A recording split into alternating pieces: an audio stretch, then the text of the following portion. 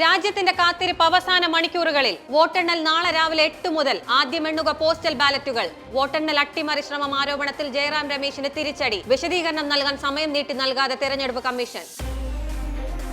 കൊച്ചിയിലെ കാന ശുചീകരണത്തിൽ സർക്കാരിനെതിരെ ഹൈക്കോടതി. ലോക്സഭാ തെരഞ്ഞെടുപ്പ് ഒരു കാരണമല്ല. നിരന്തരം ഇടപെട്ടിട്ടും നടപടികൾ കാര്യക്ഷമമല്ല. മാസ്റ്റർ പ്ലാൻ വേണ്ടേയെന്നും ഹൈക്കോടതി. സമസ്ത നേതൃത്വത്തിന് PMA സലാമിന്റെ പരോക്ഷ വിമർശനം. ജ്ഞാനമുണ്ടെന്നും ഇല്ലെന്നും പറയുന്നവരുടെ കയ്യിൽ നേതൃത്വം കിട്ടിയാലുള്ള അപകടങ്ങൾക്ക് നാം സാക്ഷി.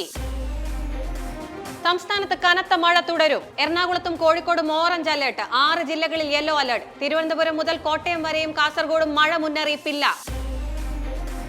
വാഹനങ്ങളിലെ ഓരോ രൂപമാറ്റത്തിനും 5000 രൂപ വീതം പിഴ ഈടാക്കണമെന്ന് ഹൈക്കോടതി. ഉടമകളുടെ ലൈസൻസ് 3 മാസത്തേക്ക് സസ്പെൻഡ് ചെയ്യാം. അഭ്യാസ പ്രകടനം നടത്തി ചിത്രീകരിക്കുന്ന വ്ളോഗർമാർക്കെതിരെ നടപടി ഉറപ്പ്.